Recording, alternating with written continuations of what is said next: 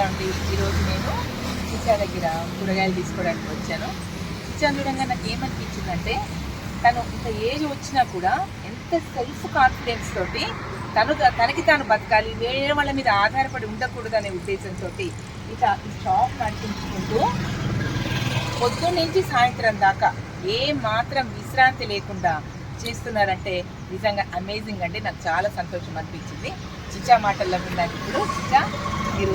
నా పేరు మొహమ్మద్ అమీనుద్దీన్ అండి. నాది యాక్చువల్గా మాది విలేజ్, పక్క విలేజ్ తుర్కల మధ్యకుంట. నేను 1991లో గ్రాడ్యుయేషన్ చేశాను. గ్రాడ్యుయేషన్ పాస్ అయ్యాను. ఆ తర్వాత 2007లో నేను ఐడియల్ స్కూల్ పేరిట ఇంగ్లీష్ మీడియం పెద్దపల్లి ఫారాన్ స్ట్రీట్ చింతలవాడలో, అప్పటి నుండి ఇప్పటి వరకు నాకు ideal English medium school, high school కూడా ఉంది.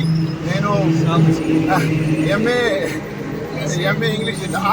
దానికి ఆ తర్వాత 2019లో కోవిడ్ వచ్చింది. అప్పుడు స్కూళ్ళు 2 సంవత్సరాలు బంద్ ఉండే కాబట్టి నేను అట్టిగా ఎందుకు ఉండాలనే ఉద్దేశంతో ఈ కూరగాయల మార్కెట్ స్థాపించడం జరిగింది. అప్పటి నుండి ఇప్పటి వరకు నేను కంటిన్యూ చేస్తున్నాను. వేరే వాళ్ళ మీద ఆధారపడకుండా మనము బ్రతకడం నేర్చుకోవాలి.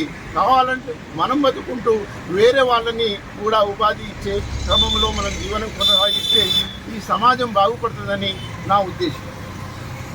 అయితే విన్నారు కదా చిచ్చా మాటలు. ఈ రోజుల్లో యువత వాళ్ళకి ఉద్యోగాలు లేవని, తర్వాత మాకు క్వాలిఫికేషన్కి తగ్గది వస్తేనే మేము చేస్తామని ఇట్లా ఎన్నో రకాలుగా చేస్తున్నారు.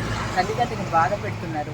వాళ్ళ దగ్గర ఉన్నటువంటి పైసల్ని తీసుకొని తల్లిదండ్రులు చూడకుండా ఇట్లా ఉన్నటువంటి ఈ యువత ఇట్లా చిచ్చా లాంటి వాళ్ళని ఆదర్శంగా తీసుకొని వాళ్ళు బాగుపడతారనే ఉద్దేశంతో ఈ వీడియో చేస్తున్నాను.